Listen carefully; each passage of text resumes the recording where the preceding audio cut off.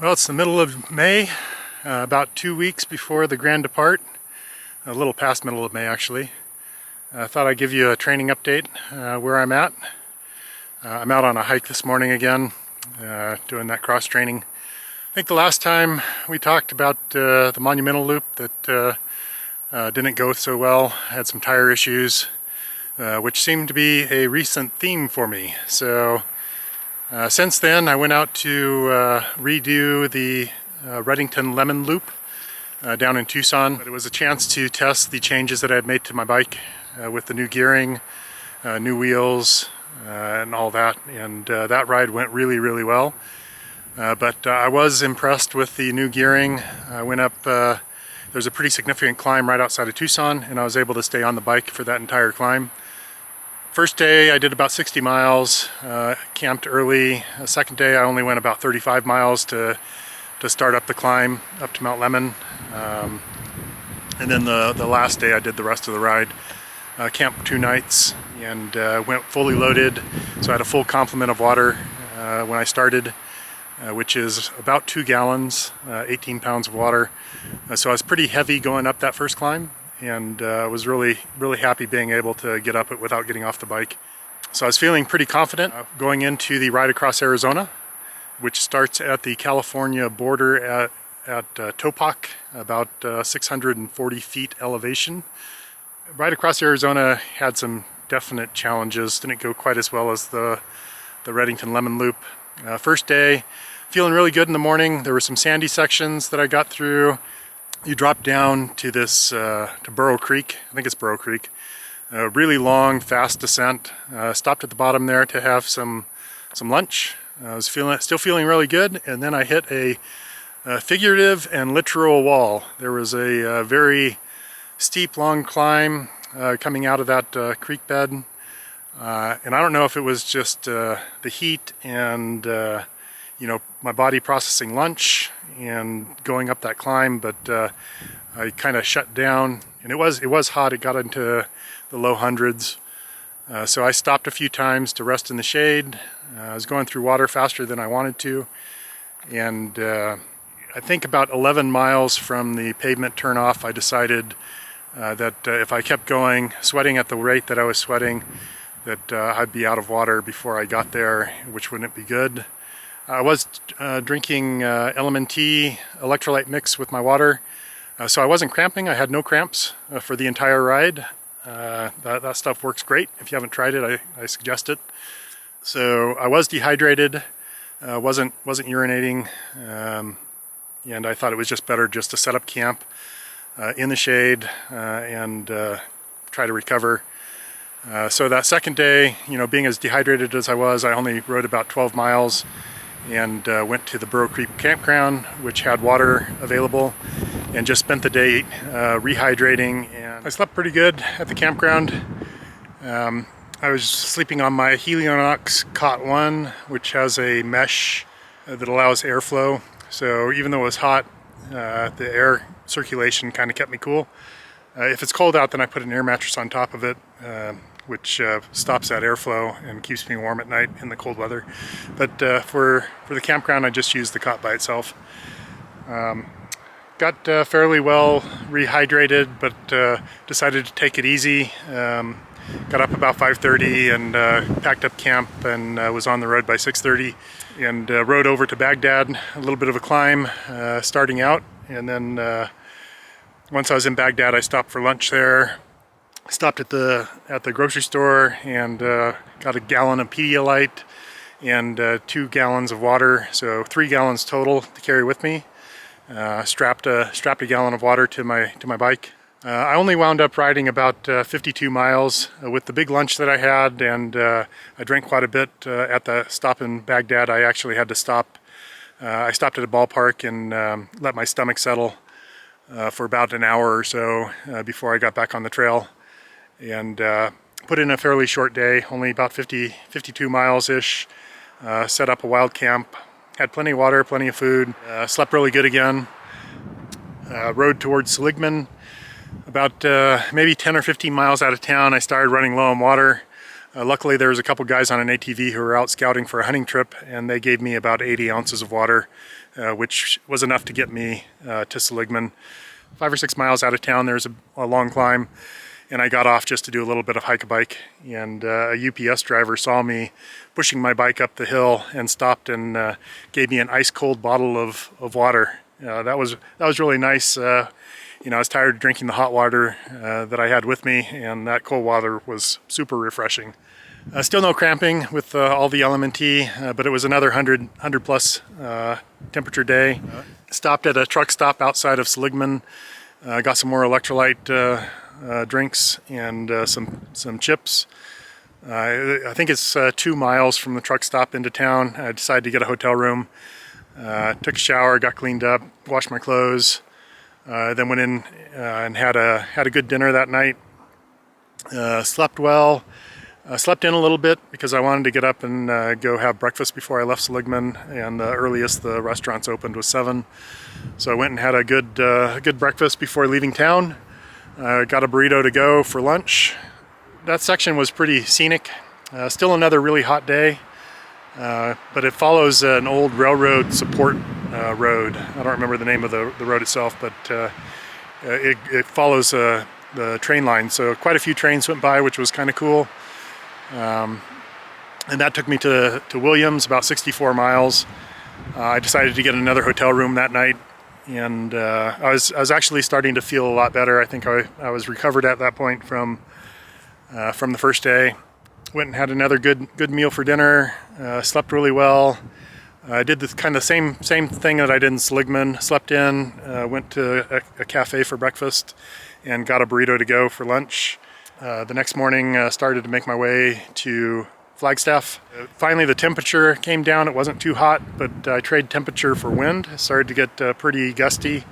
Luckily, most of that, at least going to Flagstaff, was pretty much a tailwind, so I enjoyed that. And then stopped at a Chevron outside of town. The route kind of skirts the south side of Flagstaff, and then hits a gravel road that goes past Lake Mary and a few miles out from Mormon Lake. I think I rode about 64 miles that day. Wild camped. I did use my air mattress on top of my cot. Unfortunately, it sprung a leak, so I had to air it up several times that night. It was a Nemo tensor. Leaks were all along the seam lines, so I think it was a manufacturer's issue. I slept well again, well, other than waking up to refill the mattress. The next day, went into Forest Lakes and restocked, got some water and some snacks, and then had breakfast there. The restaurant unfortunately is closed. I was hoping for a burrito, but they were closed. And then started making my way towards Show Low. So about 25 miles into that ride, I was on a chunky descent. I was going kind of fast, maybe 20-25-ish, and my rear wheel hit a rock, and the rim, actually, my carbon rim, broke in half. Called my wife and had her come pick me up. And while I was waiting I was thinking the ride actually allows, you can go as, there's a couple categories. One category is self-supported, which is how I rode most of the ride. And then there's a supported category as well. So as soon as you get into a car, for any reason, you go into the supported category. So, you know, I had to get my bike home, so I got in the car. So that converted me to, I thought my ride was done.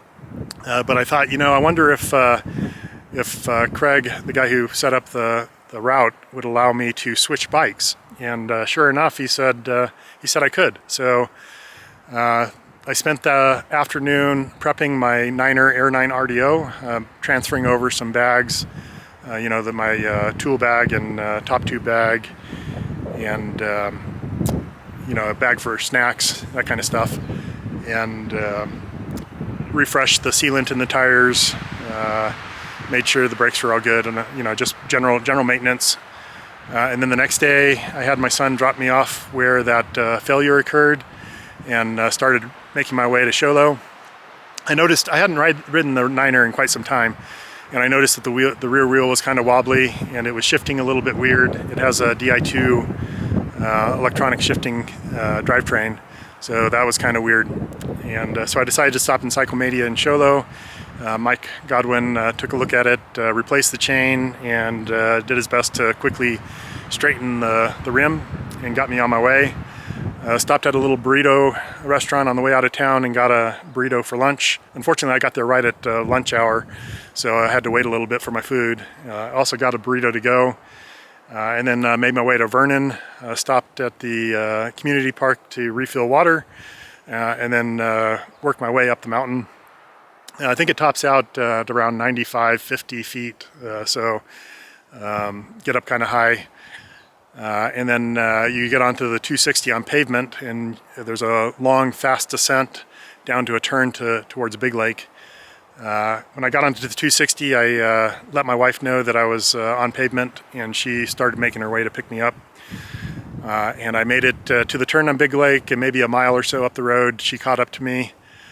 So about 109 miles on the pretty much unloaded Niner, and for the see, that would have been day 9, which left about 75 miles to the finish. So the next morning, my son dropped me off where my wife had picked me up, and it started with a 12-mile climb with about 2,800 feet of elevation gain, and took my time getting up that, and then it turns onto gravel. Shortly after that, my rear tire started going low, so I stopped and filled it up, and about 5-6 miles later, it was low again, so I stopped and filled it up, and that continued. It was very reminiscent of the Fool's Loop when I was having that issue with the rear tire on my co-motion. But when I got to Big Lake, I stopped and refilled water. There's a water fountain there, and then used the water to see if I could find where it was leaking, because I couldn't find it while I was out on the trail. And it looked like it was actually leaking from the valve stem. I didn't check the full tire. I should have, but I tightened up the nut, and the leak at the valve stem stopped. So I thought I was good. Started riding. I had lunch at Big Lake, and then I started riding. And sure enough, 5-6 miles later, that tire was going low again. So I stopped, and I decided to just throw a tube in it, my spare tube, and pumped it up and started riding. And I don't even think I made it 5 miles when there was just kind of a rifle shot, real loud bang, and that tire was flat. So, you know, I was frustrated, heat of the moment. I did have some patches with me. I probably should have pulled the tube out and patched it, but there was no cell service, so I used my Garmin InReach 66i satellite tracker, which also has two-way messaging, and messaged my son and asked him to swing by Cyclemania and grab a couple tubes. Thanks, Mike Godwin, for the tubes. And it's about a 2-hour drive from where I was at, from Cholo.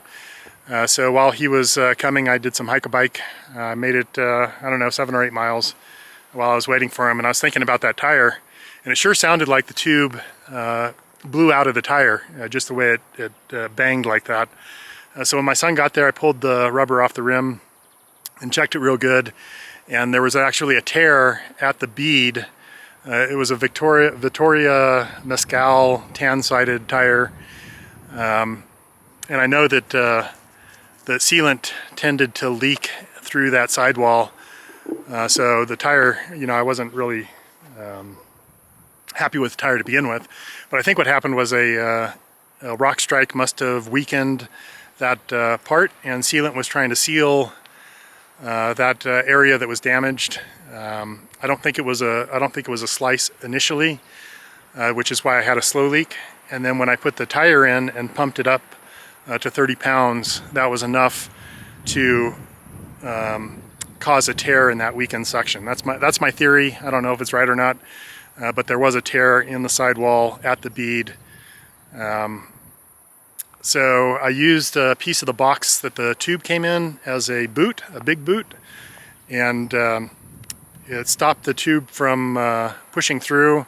It was still bulging a little bit, but it wasn't pushing through, and that was enough to get me to the finish. There's a long, fast descent, you know, a few miles before the finish, and coming down that, my son had a flat on our Cherokee on the passenger front. So it just wasn't my day for tires at all. So we changed that tire, and it was a pretty good slice, non-repairable.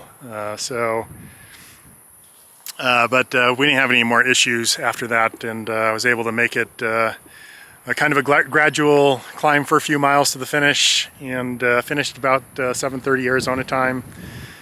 So 9 days, 13 hours, 32 minutes for me to finish the ride across Arizona. Overall, I think my fitness level is where I'd like to be a little bit more fit, but I don't think there's much I can do now between now and the start. So I'm gonna start tapering and not really push it, and it is what it is. But I got a 109-mile day in, and I felt good enough to, that I felt really good on that 75-mile day, the last day. So I think I'm where I need to be for the start, but time will tell. So I have two bikes that are damaged. The CoMotion, I needed to get a new rim, so I bought a Stan's CB7 carbon rim, and went down and had Mike Cox at Curbside Cyclery in Ahwatukee put that on for me. I damaged my Niner rim quite a while ago. The hub destroyed it. It broke in several pieces. So I had bought a replacement hub, but I'd never tensioned the wheel, so I brought that wheel down, and Mike did the tensioning on that wheel too. So I have two wheels, two rear wheels, one for my Niner, one for CoMotion to put on. I'm putting some cush cores in, some rubberized foam liners that go inside the tires that hopefully will prevent rock strike damage to the carbon rims. So Mike Godwin at Cyclemania recommended those, so I'm going to go with those. I have to replace the rubber on the CoMotion, so I ordered that this weekend. I didn't realize that there was a tear in the rubber. I thought I'd just be able to use the same rubber with the new wheel, but turns out that's not the case. So hopefully that gets here relatively quickly. Alright, so my battery died while I was out hiking, so I didn't get to wrap up what I was talking about a week or so ago. It's been a little while since I filmed the beginning part of this video. I think I'm fairly well physically ready for the Tour Divide. Not quite where I was in 2019, but I'm pretty close. It should be a good start this year. It's June 2nd today. My wife and I are flying to Banff on the 6th, Monday. So 4 days until we head there. Have a tour scheduled. My wife hasn't been to Banff before, so she's going to go see me off. So yeah, putting the bike in the box today. I was kind of waffling on whether or not to take my Niner or my CoMotion. The Niner is about 10 pounds lighter than the CoMotion, but it's much more space constrained. It has a traditional drivetrain. The CoMotion has the pinion, which I think will do better in muddy or wet conditions. So I did decide to take my CoMotion. It's a comfortable bike. It's a heavier bike, but it does allow me to carry food and water on the bike and not on me. So I'm not going to be taking a Camelback this year. It'll be my first time without a Camelback. I have an Apidura frame bladder, a 3-liter frame bladder that arrived a few days ago. So I'll be using that in the frame bag. And then I'll be storing my food also in the frame bag. So taking off, about 20-ish pounds off my back. My Camelback was a large mule, and I had it pretty full, so it was pretty heavy. But I think that, relieving that weight from my back is going to be a big help. Certainly more comfortable on the test rides that I've done. The CoMotion is now fully repaired. It's got a new rim on the back, new rubber. It's riding really well. I've been watching the weather for the past few weeks, and it's actually still been snowing up in the northern part of the route, Canada, Montana, Wyoming. And then the southern part of the route is the forests are all closed due to fire danger, and there are several forest fires burning in New Mexico.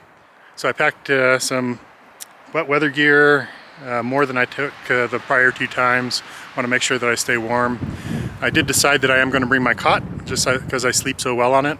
My decision is based on my goal, my ultimate goal is to finish this ride.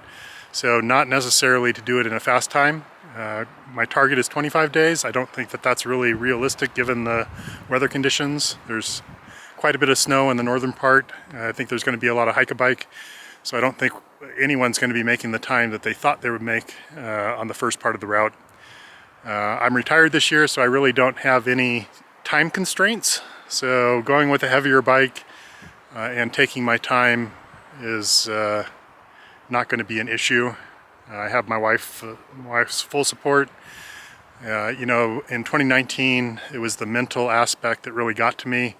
And I think on the ride across Arizona, I was able to finish, even though I had a number of potentially show-stopping issues, you know, from dehydration on day one, to mechanical issues, to, you know, bike rim being destroyed.